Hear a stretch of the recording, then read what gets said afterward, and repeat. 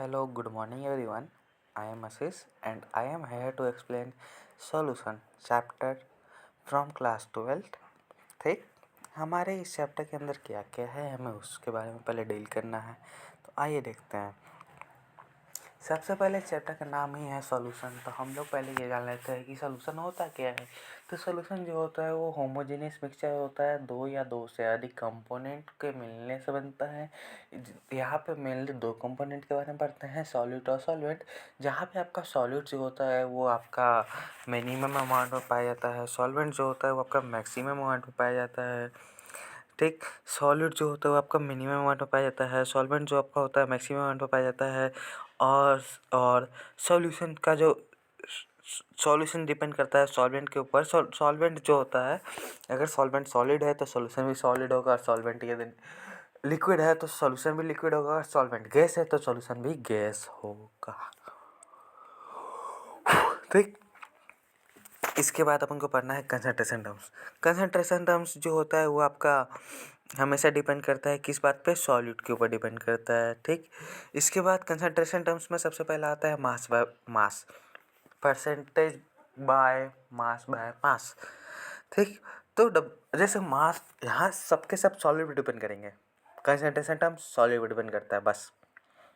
जैसे weight of निकालना है, परसेंटेज वेट ऑफ वेट, कुछ मत करो, weight of solid divide by weight of solvent, solution into 100।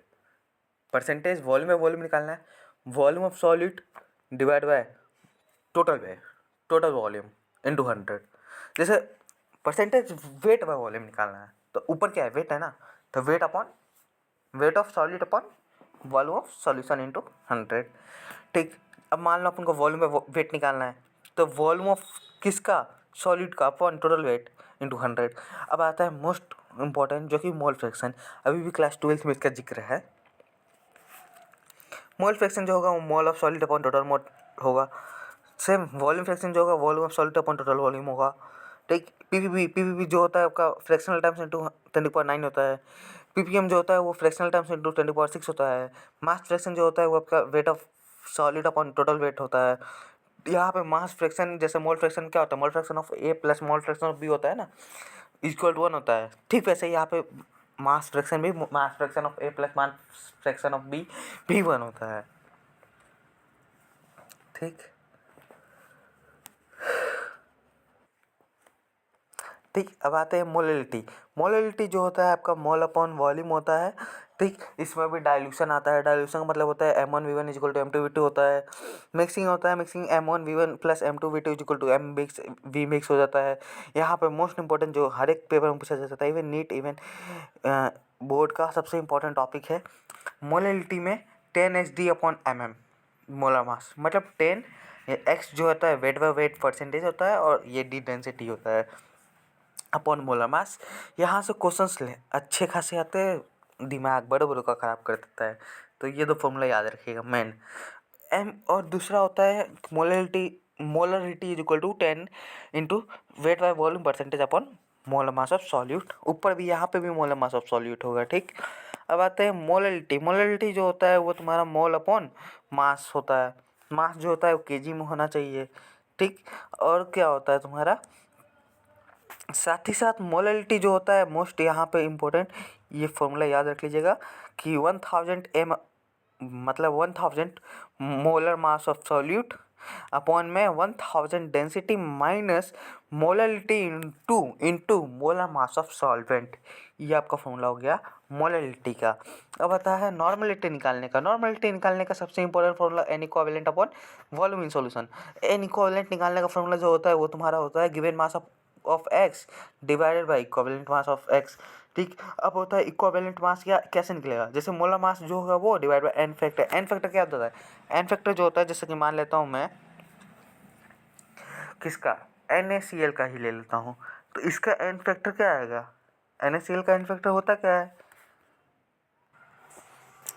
जैसे कि आपका NaCl का एन फैक्टर होता क्या है, जैसे कि ये आपका एक्सप्लेन कर बताता हूँ। जैसे कि देखिए ये आपका Na है, ये Cl है, इसको अगर इसको स्प्लिट करूँगा मैं तो Na प्लस Cl माइनस में आएगा ना, यही आएगा ना।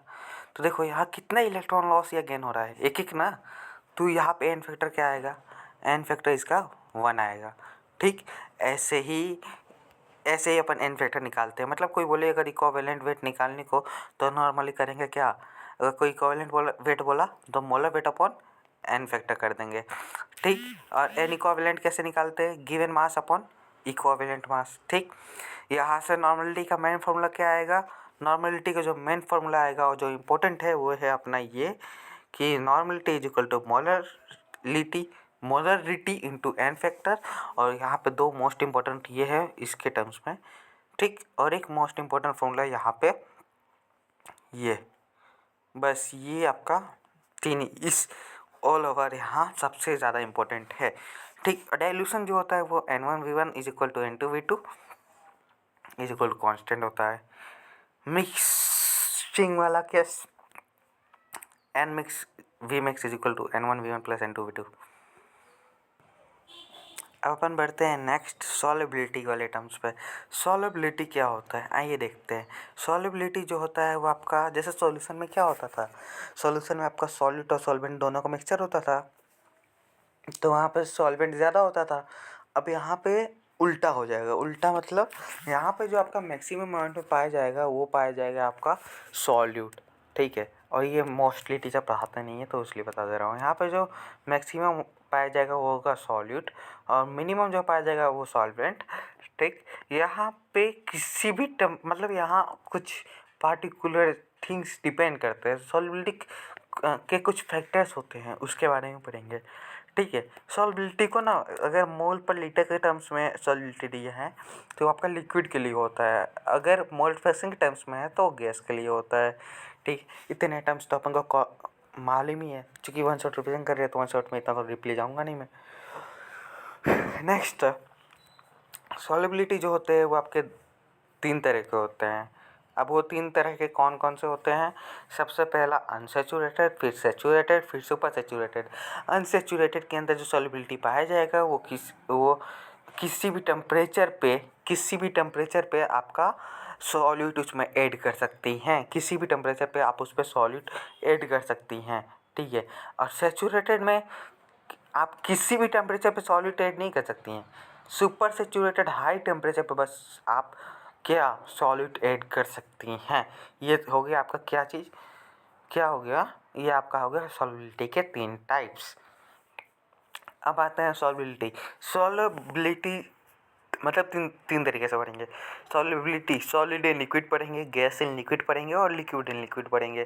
तो आइए सबसे पहले अपन पढ़ते हैं क्या चीज़, solid in liquid. Solid in liquid, solid in liquid में क्या होता है सबसे पहले कि यहाँ पर सॉलिड इन लिक्विड में क्या होगा, ये एक्सोथर्मिक भी शो करता है और एंडोथर्मिक भी करता है। ठीक, यहाँ पर सॉलिड जो होगा वो आपका सॉल्यूट आपका सॉलिड होगा, लिक्विड आपका सॉल्वेंट होगा। ठीक, ये यहीं पे नहीं हर एक चीज़ में, जैसे मान लो मैं बोल रहा हूँ ना कि solid in liquid, gas in liquid. अब गैस इन लिक्विड में गैस आपका क्या होगा, सॉल्यूट, और लिक्विड क्या होगा, सॉल्वेंट। हर एक चीज़ में ऐसा ही होगा।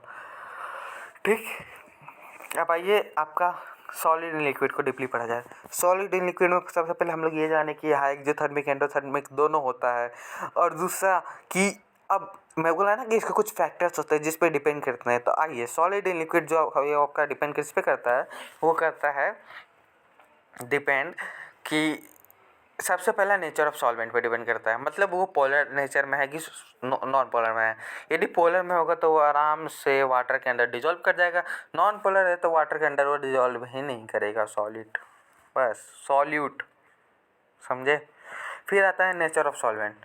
नेचर ऑफ सॉल्वेंट में जो होता है वो आपका कोवेलेंट होता है और आयोनिक होता है। कोवेलेंट जो होता है जैसे पोलर नेचर होगा, सॉरी कोवेलेंट जो होगा वो नॉन पोलर इन नेचर होगा और पोलर भी हो सकता है। आयनिक सिर्फ और सिर्फ पोलर होगा। कोवेलेंट पोलर और नॉन पोलर दोनों शो करेगा, बट आयनिक सिर्फ और सिर्फ पोलर। ठीक, इफेक्ट ऑफ टेम्परेचर एक्सोथर्मिक के लिए इन्वर्सली प्रोपोर्शनल होता है सॉल्युबिलिटी टेम्परेचर के, और एंडोथर्मिक के लिए डायरेक्टली होता है। ठीक, इतना तो अपन को समझ आ गया। अब आते हैं आगे, देखते हैं आगे इसमें मैं क्या मेंशन किया हूँ कम। अब आते हैं अपन नेक्स्ट टॉपिक पे, gas in liquid. Gas in liquid में जो होता है वो जनरली यहाँ पे ये एक्जोथर्मिक ही होता है, क्योंकि गैस का टर्म्स क्या है भाई, वो इधर उधर फैलता रहता है, छितरता रहता है, तो गैस क्या होगा, एक्जोथर्मिक टर्म को शो करेगा।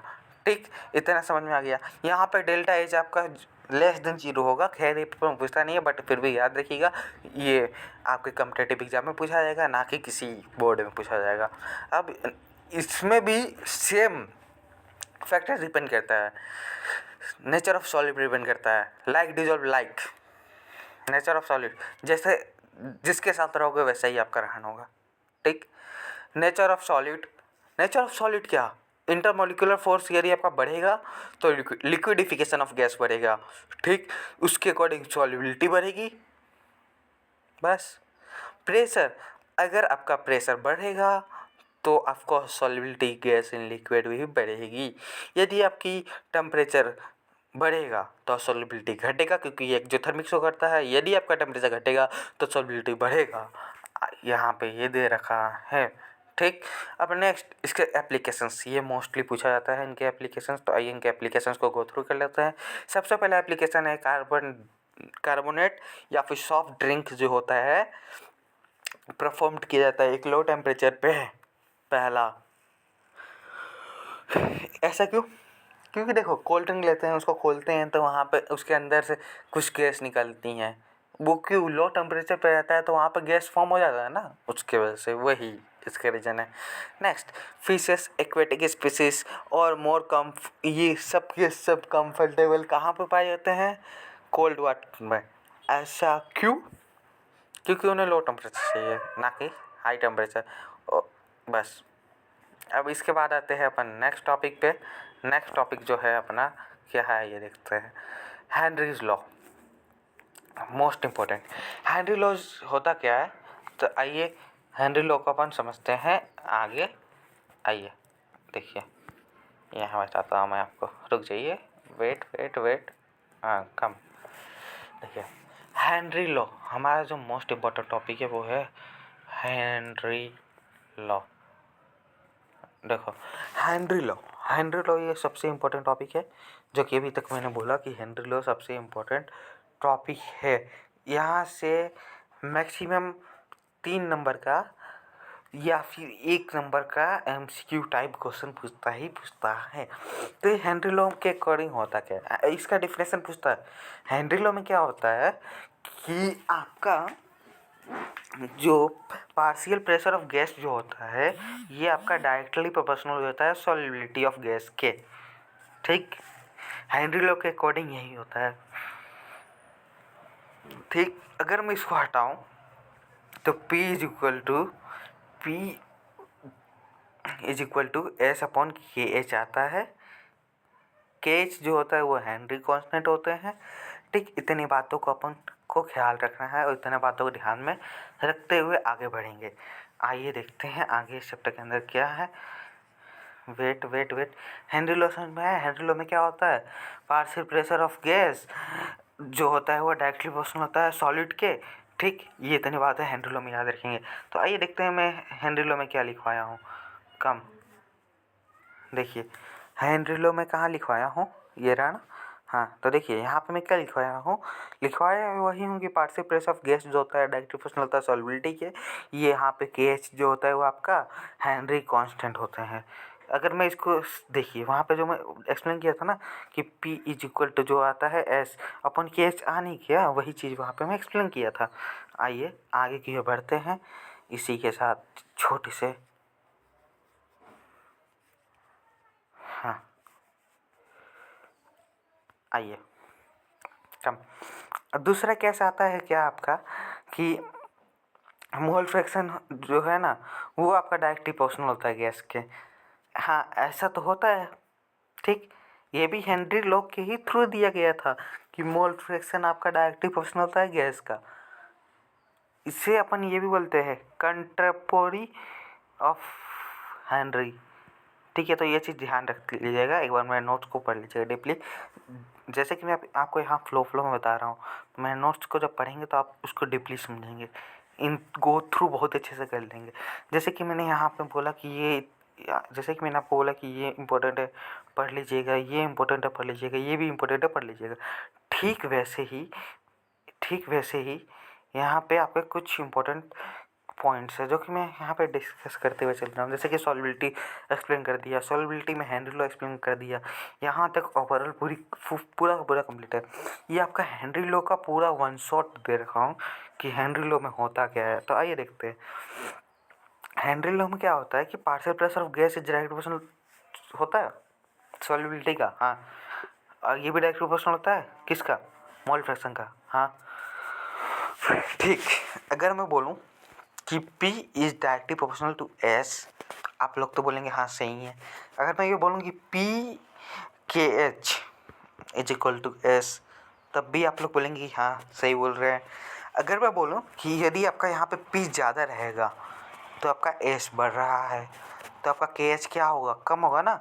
अगर KH कम है तो P बढ़ेगा तो ये इसको स्टेबलाइज करेगा। अगर मान लो मैं यहाँ बोल दूँ कि KH भी बढ़ रहा है और P भी, अगर मान लो मैं ऐसा बोल देता हूँ, लेट्स सपोज अगर मैं ऐसा बोल देता हूँ कि आपका कि KH भी बढ़ रहा है, ये KH भी बढ़ेगा और P भी बढ़ेगा, तो सॉल्युबिलिटी बढ़ेगा क्या, सॉल्युबिलिटी भाई कम हो जाएगा। कम नहीं होगा, मतलब वो बढ़ेगा ही बढ़ेगा, मगर उतना नहीं बढ़ पाएगा जितना ये स्टेबलाइज इक्वल कर देगा। समझ में आया। तो बोलने का मतलब एक ही चीज़ है कि क्लास 10th या 9th में आप लोग पढ़े होंगे कि यदि आपका P इन्वर्सली प्रोपोर्शनल है S के और P के H होता है S के इक्वल, तो यहाँ पे ऑफ कोर्स K जो होगा वो इन्वर्सली होगा सॉल्युबिलिटी का, और S जो होगा वो डायरेक्ट सॉल्युबिलिटी जो होगा वो डायरेक्टली होगा किसका, प्रेशर का। तो यही चीज़ को मैं यहाँ पे एक्सप्लेन किया हूँ कुछ इस तरह से कि आपको अच्छे से आ जाए। जैसे कि यहाँ पे मैं बताया हूँ ना कि P यहाँ पे कि P जो होता है वो डायरेक्टली प्रोपोर्शनल होता है किसके, सॉल्युबिलिटी के और मोल फ्रैक्शन के, हालांकि KH के डायरेक्टली प्रोपोर्शनल नहीं होता। आइए, हाँ एक चीज़ याद रखिएगा, KH की डायरेक्टली प्रोपोर्शनल एक चीज़ होता है, क्या चीज़, ये KH is equal to temperature. Directly proportional temperature क्या होते हैं, याद रखिए, इक्वल टू नहीं, सॉरी, डायरेक्टली। अब आता है मोस्ट इम्पोर्टेंट, इवोपरेशन। इवोपरेशन क्या होता है, लिक्विड को चेंज करना किस टर्म्स में, इवोपरेशन होता क्या है, लिक्विड को चेंज करना किस टर्म्स में चेंज करना। इवोपरेशन होता है लिक्विड को वेपोपरेशन के फॉर्म में चेंज करना है, मतलब लिक्विड को वेपर के फॉर्म में चेंज करना आपका इवोपरेशन हो गया। और ये डिपेंड करता है कई फैक्टर्स पे। सबसे पहले इनका जो फैक्टर्स है वो है टेम्परेचर पे डिपेंड करते हैं। दूसरा सरफेस एरिया पे डिपेंड करता है। तीसरा फोर्स ऑफ अट्रैक्शन पे डिपेंड करता है। चौथा फ्लोइंग ऑफ ड्राई एयर की वजह से डिपेंड करता है। ये मोस्टली इतने सारे मतलब है। अगर टेम्परेचर बढ़ेगा तो ऑफकोर्स वेपोरेशन बढ़ेगा। जैसे कि मैं मान लेता हूँ, एक डेली लाइफ का एग्जांपल लेता हूँ। पॉन्ड वोन्ड देखें, जहाँ नदी वदी देखें ना, अगर नदी के पास सूर्य की किरण सबसे तेज़ी से आ रही है तो मतलब वो उसको हीट बहुत तेज़ मिल रहा है, मतलब टेम्परेचर उसको बहुत हाई होगा। जो टेम्परेचर आ रहा है उसके पास तो हाई होगा, जिसके कारण क्या होगा, वाटर बहुत जल्दी ख़त्म हो जाएगा। तो वहाँ क्या हो रहा है, वाटर इवोपरेट ही तो हो रहा है, समझे। हाँ, सरफेस एरिया की वजह से ठीक है। मान लो कि वो नदी से तो बहुत बड़ा है ना, इसके वजह से वहाँ से इवोपरेट कर दे रहा है। वही अगर मैं एक मटके में रखूँगा, मटके के अंदर पानी रखूँगा, उसके ऊपर सनलाइट आएगा, तब भी तो उसको उतना भी हीट मिल रहा है, फिर भी तो वो इवोपरेट कर जाएगा ना। ऐसा नहीं है कि उसके अंदर बचेगा, नहीं ना। अगर मान लो मटके के अंदर मैं पानी डाल के नीचे से आग लगा रहा हूँ, तब भी तो इवोपरेट कर जाएगा, समझे। दूसरा, force of attraction between molecules is directly proportional to rate of evaporation. ठीक, अब मैं इसको कैसे एक्सप्लेन करूँ, फोर्स ऑफ अट्रैक्शन बिटवीन, कैसे इसको एक्सप्लेन करूँ। देखिए, इवोपरेशन का मतलब क्या होता है, एक्जोथर्मिक, मतलब अपने से दूर करना। बट यहाँ क्या हो रहा है, फोर्स ऑफ अट्रैक्शन अपने की ओर खींच रहे हैं। यदि हम लोग अपने की ओर खींच रहे हैं तो एंडोथर्मिक हो गया ना, एंडोथर्मिक हुआ तो यहाँ पे आपका क्या बोल सकता हूँ कि फोर्स ऑफ अट्रैक्शन जो होता है वो इवेपोरेशन को क्या करता है, कम कर देता है, इसलिए वो इन्वर्सली प्रोपोर्शनल है। ठीक, अब यहाँ पे एक एग्जांपल है कि flowing of dry air on the surface of liquid, liquid की सरफेस पे अगर ड्राई एयर, तो ऑफ कोर्स बात मैं अभी नदी वाला एग्जांपल दे दिया था, वही हो गया यहाँ पे। ठीक ठीक, अब आता है vapour pressure of pure liquid. ये डायनामिक इक्विलिब्रियम में पाया जाता है क्लोज कंटेनर के अंदर, ये आपका होता है। पहली बात, देखो मेरा गला सूख गया यार। यहाँ पे जो प्रेशर एग्जर्ट होता है, pressure exert on liquid by pressure, pressure exert करता है लिक्विड के ऊपर, इतना तो बात मानते ही आप। वही आपका वेपर प्रेशर, ये भी डिपेंड करते हैं। जैसा कि वहाँ पे इवोपरेशन, सेम यहाँ पे भी इवोपरेट कराने की ही बात हो रही है। ठीक है, जैसे कि वहाँ पे अपन क्या, इवोपरेशन के अंदर फोर्स ऑफ अट्रैक्शन क्या होता था, ज़्यादा था, इवोपरेशन कम। वैसे भी सेम चीज़ यहाँ पे भी प्योर वेपर प्रेशर में, यदि आपका फोर्स ऑफ अट्रैक्शन ज़्यादा तो प्योर वेपर प्रेशर कम। ठीक, दूसरा ये भी टेम्परेचर पर डायरेक्टली डिपेंड करता है उसी की तरह। तीसरा, ये फार्मूला याद कर लीजिएगा, यदि आप जेई से हैं तो ये फार्मूला इम्पोर्टेंट है, नीट से हैं तो इस फार्मूला को आप स्किप भी कर सकते हैं। और बोर्ड में तो ये फार्मूला पूछता नहीं है, अगर बोर्ड का देख रहे हैं तो बस ये फार्मूला छोड़ दीजिएगा, और साथ ही साथ आप ये फार्मूला भी छोड़ सकते हैं। बस ये इतना याद रख लीजिएगा, और ये इतना याद रख लीजिएगा यदि बोर्ड करेंगे उसके लिए।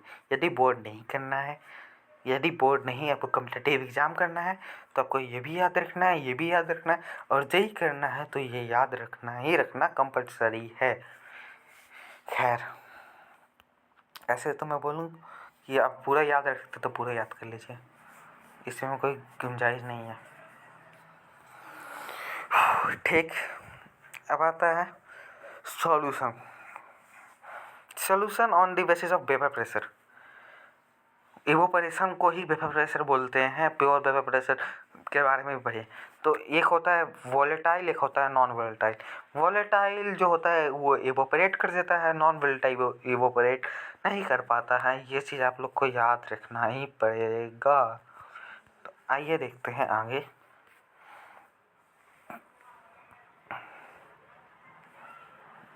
आपका सबसे पहले जो है वो नॉन वोलेटाइल के लिए कैसे वेपर प्रेशर होता है। तो देखो नॉन वोलेटाइल के लिए तो भाई देखो, सॉल्यूट सॉल्वेंट सॉल्यूशन रिएक्शन लिख लेते हैं। ठीक है, स्टेट भी में लिख दिया, स्टेट सॉल्वेंट का स्टेट लिक्विड मान लिया, सॉल्यूट का सॉलिड, और सॉल्यूशन का लिक्विड। ठीक, ऐसा क्यों, मैं भी कुछ स्टार्टिंग में बताया था कि सॉल्यूशन डिपेंड करता है हमेशा सॉल्वेंट के फेस पे। यदि सॉल्वेंट आपका लिक्विड रहा तो आपका सॉल्यूशन भी लिक्विड रहेगा। याद आया? हाँ, ठीक है, तो इसे याद रख लीजिएगा, मोस्ट इम्पोर्टेंट है। अब देखो, मैंने एक और चीज़ बताया था कि सॉल्यूट आपका नहीं रहेगा तब भी चलेगा, ऐसा नहीं होता है। सॉलिड सॉल्वेंट दोनों होना चाहिए। बट एक और चीज़ कि वेपर प्रेशर जो होगा सॉलिड का 0 होगा, वो भी ठीक है, बट सॉल्वेंट का वेपर प्रेशर होना चाहिए। ऐसा क्यों? क्योंकि सॉल्वेंट डिपेंड करता है, सॉल्यूशन डिपेंड करता है सॉल्वेंट के ऊपर। अगर सॉल्वेंट का वेपर प्रेशर ही नहीं है तो सॉल्यूशन का वेपर प्रेशर तो ऐसे भी नहीं होगा। समझे?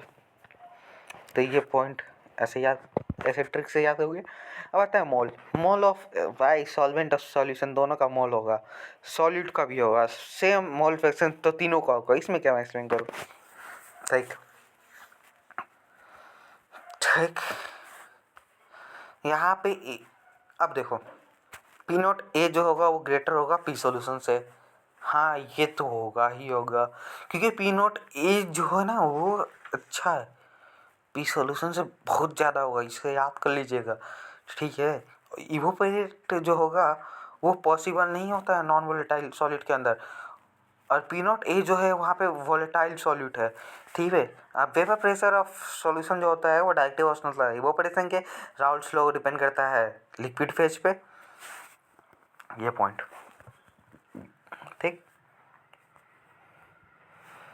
अब देखिए नेक्स्ट टॉपिक, पी सोल्यूशन जो होता है वो डायरेक्ट प्रोपोर्शनल होता है इकाई के। यहाँ पे पी सोल्यूशन नॉन वोलेटाइल और वोलेटाइल दोनों हो सकते हैं। पी सोल्यूशन जो होता है डायरेक्ट प्रोपोर्शनल होता है इकाई के, जहाँ से P solution is equal to P not A इकाई भी हो गया। ठीक है, P solution is equal to P not A into 1 minus chi B होता है, और यहाँ से काई बी ये आपका लोअरिंग रिलेटिव प्रेशर भी आ गया, और साथ ही साथ रिलेटिव लोअरिंग प्रेशर भी आ गया, साथ ही साथ आपका राउल्स लॉ के लिए वोलेटाइल के लिए फॉर्मूला आ गया, नॉन वोलेटाइल के लिए राउल्स लॉ का फॉर्मूला आ गया। अब आते हैं राउल्स लॉ वोलेटाइल के लिए फॉर्मूला देखने के लिए। तो देखो वोलेटाइल है कि इसमें सब चीज़ पाया जाएगा, नॉन वोलेटाइल में एक ही कंपोनेंट पाया जाता था सॉल्वेंट, वोलेटाइल है तो सॉल्यूट और सॉल्वेंट दोनों पाए जाएंगे। ठीक है, जैसे यहाँ देख रहे हैं आप, इसका आपका पेपर से दे रखा है, सॉल्यूट का मास मोल दे रखा है। ठीक, तो ये तो आपका बाई वोलेटाइल हो गया, इसी से समझ जाए। अब आते हैं नेक्स्ट आते हैं यहाँ पे कि पी सोल्यूशन जो होता है वो P A plus P B होता है। P solution equal to P not A chi A plus P nought B chi B होता है। ये तो बात को मालूम है कि एस वन जो होगा काई ए इक्वल टू 0। ठीक, तो यहाँ से अगर अपन निकालेंगे फॉर्मूला, तो जो मेन फॉर्मूला आया, जो राउल्स लॉ के लिए मेन फॉर्मूला आया वो ये आया है। राउल्स लॉ का मेन फॉर्मूला ये आया है, यहाँ से chi A plus chi B is equal to 1 होता है। तो यहाँ पे काई ए को रिप्लेस कर देंगे एक बार काई बी से, एक बार काई बी को रिप्लेस करेंगे काई ए से।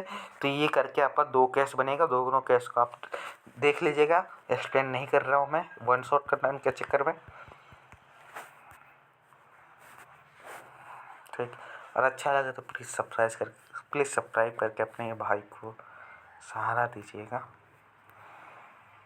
ठीक, कम ब्रो। ठीक, अब आते हैं, यहाँ तक पढ़ लिए। अब मोस्ट इम्पोर्टेंट ये ग्राफ याद कर लीजिएगा, बोर्ड के लिए भी एज वेल एज नीट के लिए भी एज वेल एज जेई के लिए भी ये ग्राफ याद कर लीजिएगा, मोस्ट इम्पोर्टेंट है। सबसे पहले यहाँ पे ये पी नॉट ए दे रखा है, यहाँ पे अगर पी नॉट ये ए है तो इसके जस्ट साइड में देखिएगा, यहाँ का ये की वैल्यू 0 होगी। ठीक है, ट्रिक बता रहा हूँ, अगर पी नॉट ए की वैल्यू यहाँ पे दिया है ऊपर में, तो ऑफकोर्स काई ए की भी वैल्यू उसके जस्ट अल्टरनेट 0 होगी।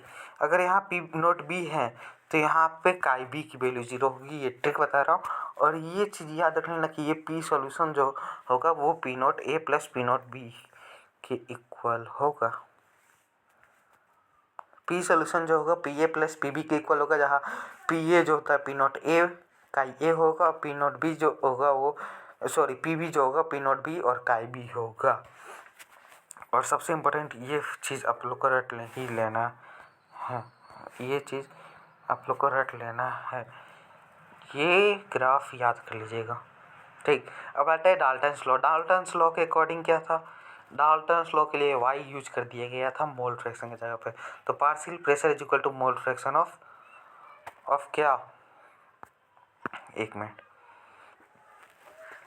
P total. मतलब डाल्टन्स लॉ के लिए ये बोल दिया गया कि P A is equal to जो होता है वो P partial pressure of total into में ये वाई है, तो पी टोटल इंटू वाई है। Dalton's law versus Raoult's law, determining of mole fraction in vapour pressure. ठीक, तो यहाँ से अगर यहाँ पे देखें तो अपन को राउल्स लॉ तो मालूम है कि P A is equal to P not A का ये होता है, P A is equal to P T Y है। तो यहाँ पी नॉट ए का ये is equal to P T Y है, तो वाई यहाँ से निकल गया। और ये डाल्टन्स लॉ और उसके बीच में फॉर्मूला है, ये भी मोस्ट इम्पोर्टेंट है, ध्यान दे दीजिएगा एक बार।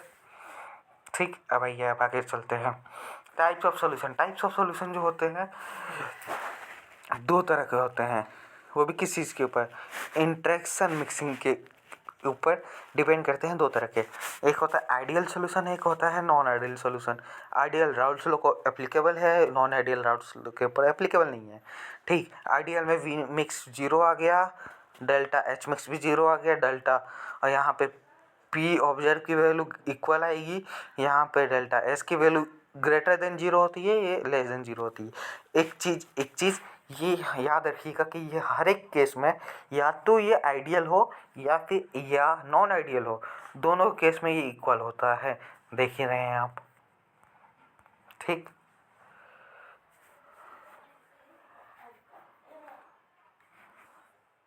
ठीक, ये तो देख ही रहे हैं।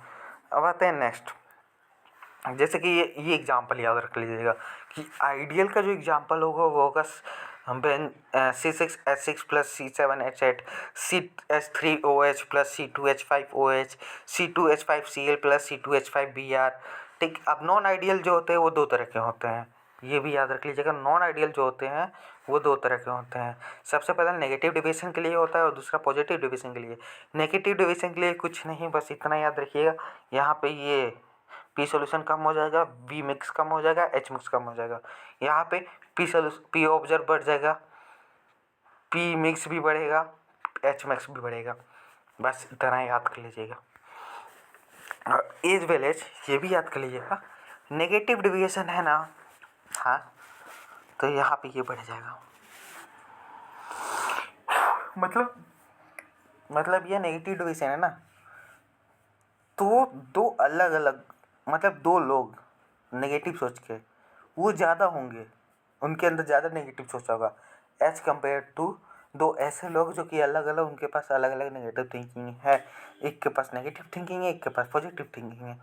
तो वैसे याद कर लेते हैं कि ए बी जो होगा वो ज़्यादा होगा ए से और बी से, एज वेल एज पॉजिटिव के लिए ए बी जो होगा कम होगा किससे, ए से और बी से।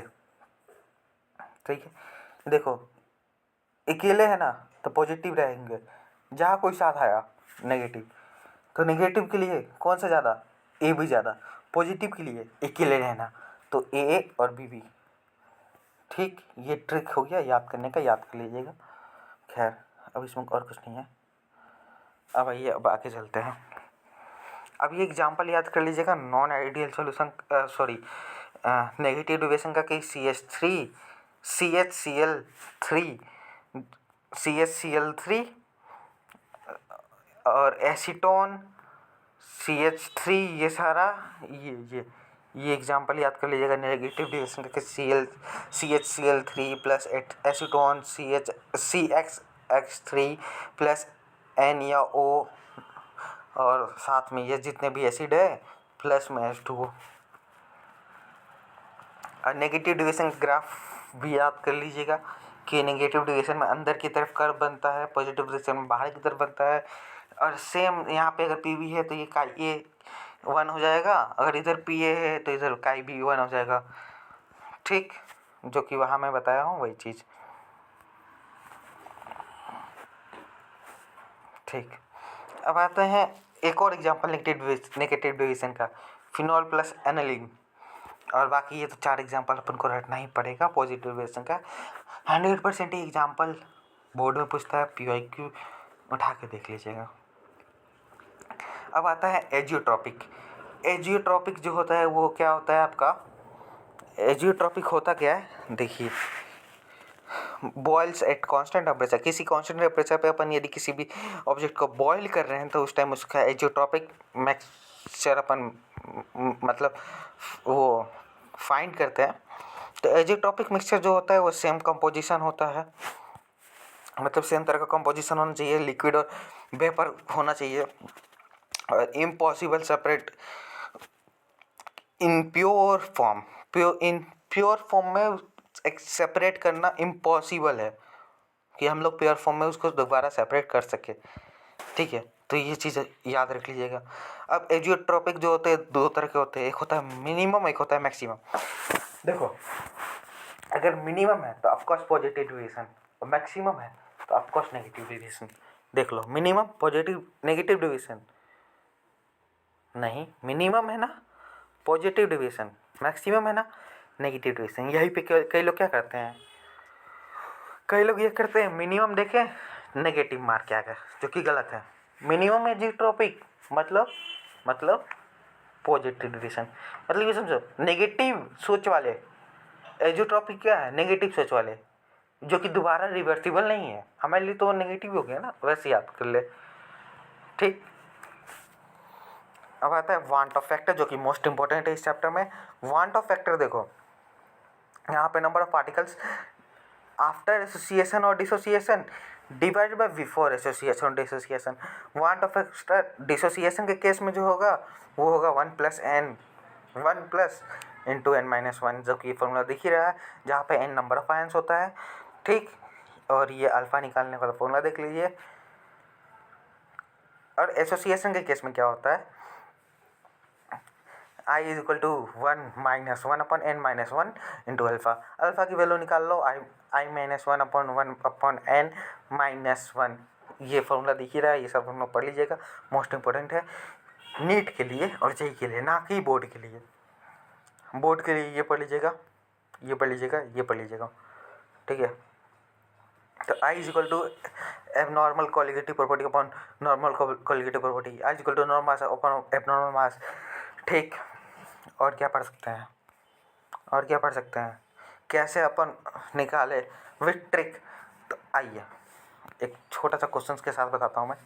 देखो, वांट ऑफ फैक्टर निकालने का जनरली कई सारे जगह पे भी, मतलब अभी अपन पढ़ेंगे क्या आगे, कोलिगेटिव प्रॉपर्टी पढ़ेंगे, वहाँ पे भी वांट ऑफ फैक्टर की ज़रूरत है। तो वहाँ पे मतलब वांट ऑफ फैक्टर को कैसे डील करें, तो आइए वो चीज़ समझते हैं। ठीक, लाल लाल से वो दिमाग खराब हो गया, आइए देखते हैं। वांट ऑफ फैक्टर आई से डिनोट करते हैं। ठीक, आई से डिनोट करते हैं। अब ये कैसे निकालें, जैसे मान लेते हैं, मैं एक एग्जांपल लेता हूँ MgCl2 का, MgCl2 का एग्जांपल ले लिया। अगर मैं इसको डिसोसिएट करूँगा, ट्रिक बता रहा हूँ यहाँ पे, तो क्या होगा, Mg प्लस 2 प्लस में Cl माइनस 2 टाइम्स। ठीक, तो कितने इलेक्ट्रॉन यहाँ पे लॉस हो रहा है, दो ना। तो यहाँ पे ये प्लस 2 हो गया, यह माइनस 1 है ना, तो प्लस 2 और ये एक माइनस का प्लस 1 कर लो, तो ये 3। वांट ऑफ फैक्टर कितना आया, 3 आ गया। ठीक, आइए एक और एग्जांपल के थ्रू करते हैं, आइए एक और एग्जांपल के थ्रू करते हैं, देखते हैं कि क्या अपन को आ गया अच्छे से। देखिए, जैसे कि मैं ले लेता हूँ एक छोटा सा और एग्जांपल, किसका, NaCl को ले लो, NaCl का।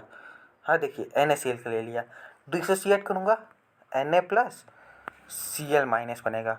ये एक चार्ज, दूसरा ये चार्ज, एक चार्ज दो चार्ज, टोटल 2 चार्ज होगा, समझे।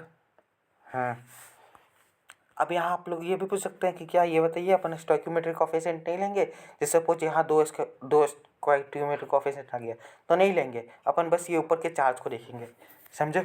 तो इस तरह से वांट ऑफ फैक्टर भी निकाला जा सकता है। वांट ऑफ फैक्टर निकालने के बाद डिसोसिएशन और एसोसिएशन कैसा आएगा।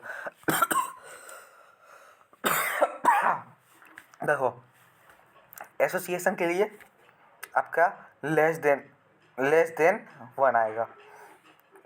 एक मिनट, एक चीज़ देखो, ऐसे याद कर लो, ऐसे याद करो, एसोसिएशन निकालना है ना। एसोसिएशन के लिए आई की जो वैल्यू आएगी ये लेस देन 1 आएगी। ठीक है, एसोसिएशन के लिए जो आई की वैल्यू आएगी वो लेस देन 1 आएगी, और डिसोसिएशन के लिए जो आई की वैल्यू आएगी वो ग्रेटर देन 1 आएगी।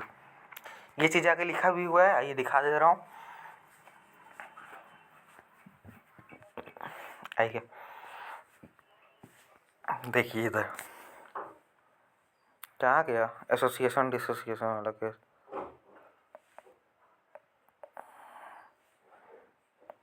एक मिनट भाई, लीजिए देखिए, यहाँ पे लिखा हूँ, आई अगर ज़्यादा हो गया तो डिसोसिएशन, आई अगर कम हो गया तो एसोसिएशन, आई अगर इक्वल टू 1 हो गया तो नो इफेक्ट। ठीक, अब आता है कोलिगेटिव प्रॉपर्टी, जो कि चैप्टर के सबसे लास्ट पॉइंट है। तो आइए देखते हैं सबसे लास्ट पॉइंट इस चैप्टर का है क्या। आइए, कोलिगेटिव प्रॉपर्टी जो होता है वो डिपेंड करता है किस बात पे, नंबर ऑफ सॉलिड के ऊपर डिपेंड करता है, कभी भी डिपेंड नहीं करता है सॉलिड पार्टिकल के ऊपर। ये रिलेटिव लॉरिंग इन वेपर प्रेशर हम लोग आगे पढ़ चुके हैं इसके बारे में, जो कि डायरेक्ट फार्मूला आपका आया था, chi B is equal to P not A minus P A upon P not A, which is equal to होता है, ये काई बी का फॉर्मूला हो गया ना, मोल फ्रैक्शन ऑफ बी होता है N B upon total mole. ठीक है, तो यहाँ पे ये फॉर्मूला याद रख लीजिएगा, आई का मल्टीप्लिकेशन करना मोस्ट इम्पोर्टेंट है। ये देख लीजिए एक बार फॉर्मूला, देख लीजिए, और ये फॉर्मूला भी देख लीजिए। ये फॉर्मूला जनरली याद रख लीजिएगा, ठीक है। अब आते हैं, अब आगे बढ़ते हैं, रुक जाओ। एलिवेशन इन बॉइलिंग पॉइंट, भाई यहाँ पे मोस्ट इम्पोर्टेंट ये फॉर्मूला याद कर लीजिए, इससे पूरा कर लेंगे। टीबी जो होगा वो बॉइलिंग पॉइंट फॉर सॉलिड होता है, T naught B boiling point of solid होता है, TB boiling point of solution होता है, और यहाँ एम जो होता है वो मोललिटी होता है, के बी जो होता है वो मोलर एलिवेशन कांस्टेंट होता है। यूनिट ऑफ के बी जो होगा वो ये होगा, के बी जो होगा ये, जनरली के बी अपन ये यूज करते हैं, ये क्वेश्चन में दिया रहता है, याद करने की जरूरत नहीं है, बट फिर भी अगर याद हो जाए तो सबसे बड़ी बात है आप लोगों के लिए कि क्वेश्चन में उतना ढूंढना नहीं पड़ेगा। अब दूसरा कि के बी निकालने का फॉर्मूला, ये लिखवाया तो जाता है बट इसका कई क्वेश्चन पूछा नहीं गया अभी तक, बट फिर भी ये याद रख लीजिएगा कि के बी निकालने के लिए क्या करेंगे, R into concentration of T naught B into molar mass of solvent upon में 1000 इंटू डेल्टा एच वेपर। अब डिप्रेशन एंड फ्रीजिंग पॉइंट निकालना है, तो जैसे वहाँ पे अपन T B delta T B is equal to I K B into M करते थे, वैसे यहाँ पे delta T F is equal to I K F into M करेंगे। बाकी टी एफ जो होगा वो तुम्हारा टेम्परेचर में चेंज होगा, फ्रीजिंग टेम्परेचर में चेंज होगा, के एफ जो होगा क्रायोस्कोपिक कांस्टेंट है, ठीक। इतनी बात याद कर लिया जाए। इसके बाद आई ये देखते हैं के एफ जो होता है वो क्या होगा, हाँ जैसे वहाँ पे अपन के बी के लिए R into concentration of T B करते थे ना, सेम चीज़ यहाँ पे भी वही करेंगे, ठीक। एक मिनट दोस्त, एम आई राइट ना, हाँ ठीक, बट यहाँ पे एक स्क्वायर आ गया, ठीक। अब आता है फ्रीजिंग पॉइंट। फ्रीजिंग पॉइंट क्या होता है आपका, जब non volatile solute, freezing point घटेगा कब, जब नॉन वोलेटाइल सॉलिड और सॉल्वेंट मिलेंगे तब फ्रीजिंग पॉइंट घट जाएगा। अब वेपर प्रेशर ऑफ लिक्विड जो होगा वेपर प्रेशर ऑफ सॉलिड के इक्वल होता है, ये भी याद रखिएगा। फ्रीजिंग पॉइंट कब अकर होगा, जब vapour pressure of liquid equal हो जाए वेपर प्रेशर ऑफ सॉलिड के। अब आता है नेक्स्ट एंड लास्ट इस चैप्टर का ऑस्मोटिक प्रेशर।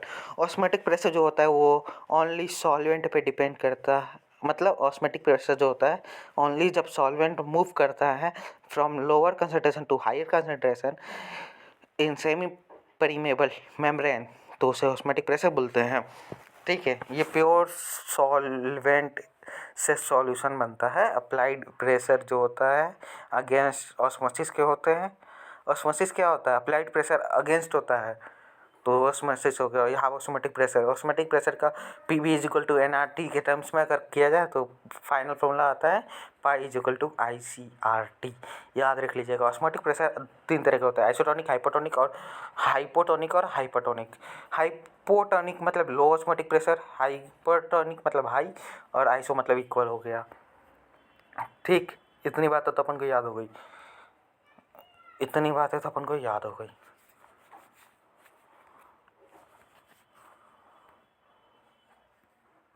ठीक।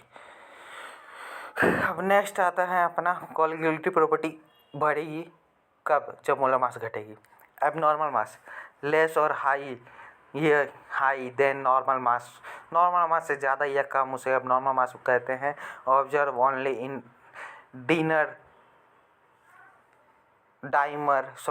ये हमेशा ऑब्जर्व होता है डाइमर, ट्राइमर और डिसोसिएट ऑफ पार्टिकल्स। ये कभी पूछा नहीं गया है बट फिर भी याद रखिएगा, एनसीईआरटी में है डाइमर, ट्राइमर, मतलब उसमें ही ऑब्जर्व किया जाता है। बस इसी के साथ हमारा होता है चैप्टर ख़त्म। Thanks. If you want to this notes then you can comment me, I can send you, and thanks for watching my video.